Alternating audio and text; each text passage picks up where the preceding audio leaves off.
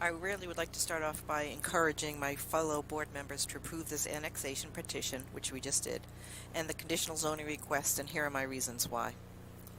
The land and the property will be sold, developed, and built upon. The question for us is under whose jurisdiction, Union County or Waxhaw? Union County's future land use map has this parcel classified for high-density residential development, which include apartment complexes and townhomes.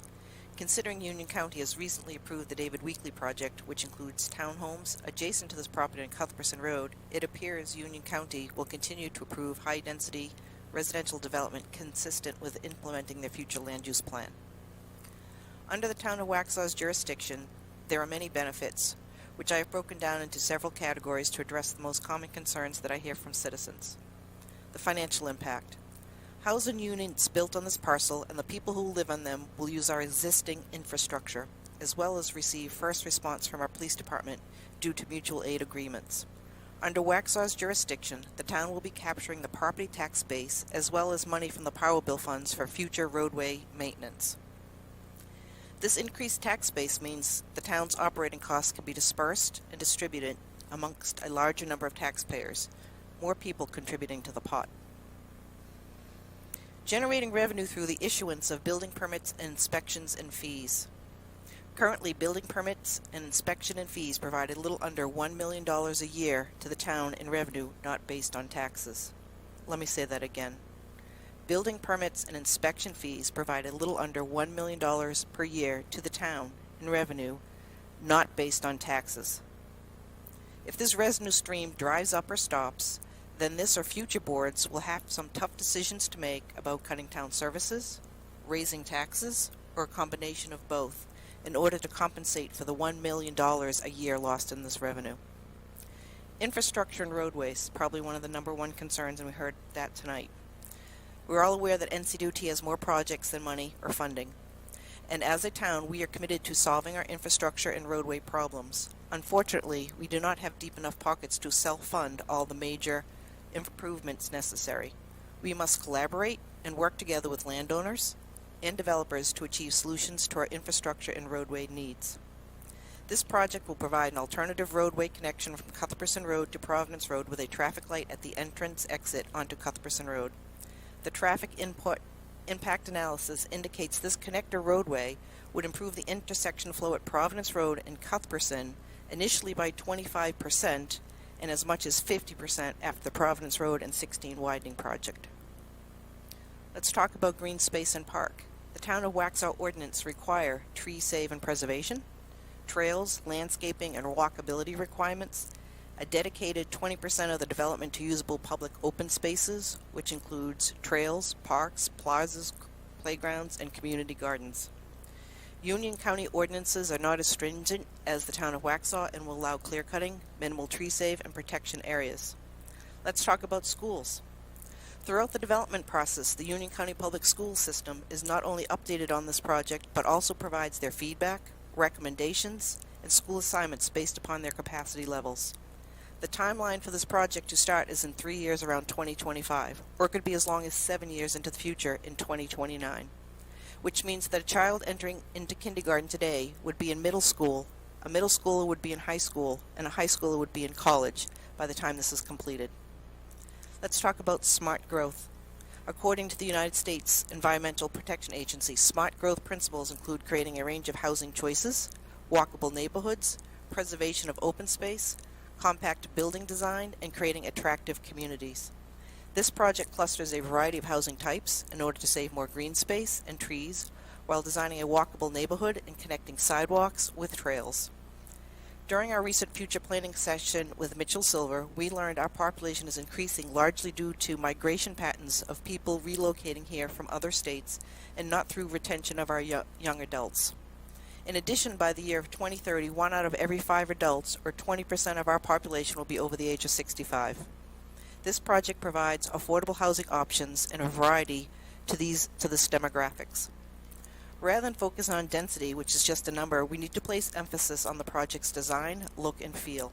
However, this project is about 4 units per acre, and that's not unprecedented within the town limits. There are subdivisions with comparable densities such as Alma Village at 4.6 units per acre, Hillcrest at 4.6 units per acre, Harrison Park at 3.8 units per acre, and Millbridge at 3.4 units per acre. Union County's land use plan, there is a potential for apartment complexes at 16 units per acre and townhomes at 8 units per acre, and with no guarantee of roadway improvements, green space, or tree-safe areas, trails, or connectivity. As I stated earlier, this parcel will be sold, developed, and built upon. By approving this development, we are closing a donut hole, increasing the tax base and non-tax revenue, as well as spreading the town's operating costs amongst more people, who will be using our existing infrastructure either way. In addition, we gain traffic flow improvements with a new connector roadway from Cuthbertson to Providence, green space, tree preservation, parks, trails, and sidewalks. Isn't it about time we take the initiative for the town's future, vision, planning, and foresight, instead of leaving it to chance with the county? If any of my fellow board members have a dissenting position or are not in favor of this annexation or conditional zoning request, I would like to ask you to state your position for the board so that we can take it under consideration before we make a motion. A lot of information. It's great homework. Thank you for that. Any other thoughts, comments along the way? Any questions for Lisa? I just want to address some of the things that Commissioner Simpson brought up. I understand a lot of your points. My personal feeling slightly different than yours. When we started, this was about, like you said, smart growth, and with the right timing. I think it's important to keep that in mind as we move forward, because the timing, while it may not be for 3, 4, 7 years, we're living today. I know you mentioned that earlier, but today we are already down that path that was created way before us. And it's going to be very difficult to move forward without being able to make some drastic, in my opinion, changes.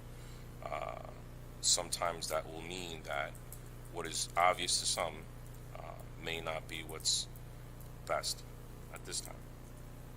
So that's how I feel. I understand you bring up a lot of valid points. I just feel that at this time, it's not in the best interest of the town. Mayor Protem, I see you lighting up there. Yes, I am. Just forgive my voice. I have a sinus infection and everything right now. But to speak to your point, the previous boards that we have not had the foresight or willingness to see what is going to happen or what is needed in our future. They have not taken control or reins within their grasp to make decisions that were going to affect the town in moving forward.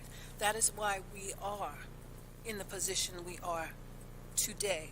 So when you speak to today, that is based upon past actions. We today now have the ability to take grasp of what is needed and what may be coming in our future so that we can make better decisions in our future for our residents. And if it is in our ability to do so and to the benefit of our residents to do so, then it is incumbent upon us to see what is needed in the future and take grasp and hold and make those changes and moves. This project is not going to be built tomorrow. It's not going to be built next year, as you've already stated and understand. It's going to take some time to come into fruition. But if we leave it to chance and leave that property there for the county then to do as they will or to build as they will, then once again, we are not looking to what we need for our future. And we are not looking to what then is in the best interest of our residents. So when you speak to today, today is a product of our past. But today, we have the ability to move forward and change our future. Amen. Oh, amen. Amen. That was really well put, very eloquent. Commissioner Westlake, any comments since we're I calling don't on know each that I other? could say anything better than the other ones have. I mean, I voted for the annexation because I know Waxhaw can do it better. And so my concerns were similar to Commissioner Maury's, but when I took in the big picture, it was mainly because of what had been already approved by the county on Cuthbertson Road. And that's where my concern fell. But this project by itself is a very good project, and it fits the smart growth principles that I believe in. And so I have to kind of make a decision based on the project itself and not what's already been approved by the county further up the road. All right. Good comments all the way around. You guys have all done your homework. Yes, sir. If I could just add, getting back to Commissioner McMillan, it's not so much that the focus is just today, it's that nothing in the region, the immediate area, is going to change. And that is affecting the overall project at that location. It's not going to change at this very moment. But we as a town are working together. We have our mayor who's already on the planning board for the CRTPO. We as a town understand that we have infrastructure issues. We as a town understand that we have roadway issues. We as a town took the initiative to put a traffic light right at Great Byron. We as a town know that we have to make some roundabout changes. We know that we have to fix Pine Oak. We know that the ability is and the problem is now incumbent upon us to look to do that. But with this, moving forward, this is a step in the right direction. We are making other initiatives and other steps in the right direction to make the necessary changes that we need to. Are they all going to happen at this moment? Are they all going to happen tomorrow? No. But we have our town engineer and our planners who are working, who have brought projects to us. If we look at those projects and the needs that we have in moving forward, then we know what we need to do to help alleviate some of the problems. And some of them may not be alleviated by just roadway widenings. They're going to have to be other ways that we are going to have to move about in the town right now because of what has happened in the past and the lack of ability to see what was coming when you opened the door and they said, come to Waxhaw. That's how you got here. That's how I got here. Although I've been here now almost 16 years, but for the fact that they opened the gate and said, come and move here, without thinking about what was going to go around it, therein lies the problem. But we have a board who here now is forward thinking. And we are looking at what is happening, and we are moving with that to make sure that when we do approve a project, we are looking to see, are we getting anything with roadway? We are looking to see if we are getting anything with green space. We are looking to see if it fits in the blueprint of our land development code. So we are looking at all those avenues and areas, and we are moving within that framework to try and make the best decision possible for our residents. All of you, well said, by the way. So thank you for all that. Commissioner Hall, anything you want to add on to besides the amen? Amen again. Amen again. It was Right. good. And I think I'd mentioned this before. I've been talking about these various projects and others possibly in the future that are going to be definitely in the future that are going to be coming to us. And this was from a citizen in the town limits who understands the struggles we have and where we need to go with the future. And they'd likened it actually to small kids. I've got a 7-year-old. I know Commissioner Maury's got small kids, and 7, 8 years old is just it's a magical age. You want to keep them at that age forever, but to keep them at that age would be a disservice to them. It'd be a disservice to their future. And as much as it pains us as parents and stewards of the town to some respects, it's going to grow up, and so we have to plan for that. We have to plan for them to become older and be successful. And so much like in the town's best interests, the town's growing up too, and so we need to plan for her future also. Yeah, I would agree on that. So we have in the past 3 years, we've designed what the town should look like. We designed and accepted and approved where we're going, what the future looks like. We designed and approved as a group the infrastructure plan and how to do this. And as the planning board has so deemed, this fits the plan. And so that's where we are, but very well stated by all of you. Thank you for all the homework on this for one. So any other comments, thoughts, comments, anybody? All right. So I just want to please. re-emphasize the diversity of housing. We lack some of the lower price point homes in the area. Not everybody can afford $600,000 homes. I know I can't. And this provides that diversity of housing. And I know the people of Waxhaw aren't crazy about apartments, so this is a way to give those smaller housing options rather than getting apartment buildings like could have happened with the county.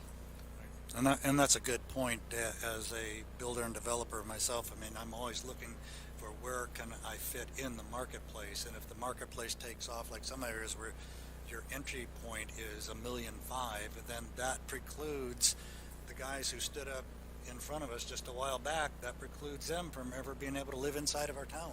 That precludes our young children or young adults from living here as well. From those who do not want the 4,000 or 5,000 square foot homes, but who do want something that is easier as an apartment or a townhouse to be able to live here. And we are losing that group of young adults in living here right now because we don't have any space for them or place for them to go. And this now will provide a place for them also to go and hopefully decide to stay here as well. We'd like to have everybody stay here in the family, right? So anyway, so if there are no other thoughts, comments around the table, very good input from all you guys, and thank you for that. So at this point, I'm going to look for a motion on, motion number 1 is to approve the petition CD 013943-2022, so I'll let it go from there. Can I have a motion, please?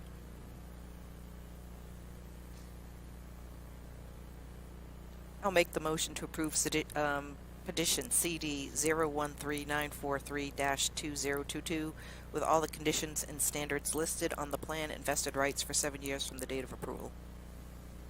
All right, so that motion is up. I'm going to look for a vote. All in favor? Aye. Opposed? Okay, 4-1. All right, we're going to go to the second part of this stuff. Motion 2 is to approve the draft land use plan consistency statement. So may I have a motion for that, please? I make a motion to approve the draft land use plan consistency statement as presented. Very good. That motion is up as well. I'll wait just for some clarification there.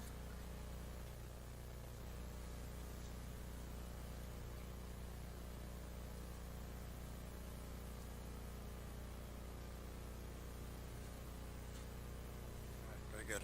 Sorry about that. All right, so that motion is up to approve the draft land use plan consistency statement. So all in favor? Aye. Opposed? All right, 4-1, showing that Commissioner Murray opposed. All right. Thank you for that, by the way, all the way around. And Lisa, the presentation and the information that was presented here is, I'm going to tell you, it's unprecedented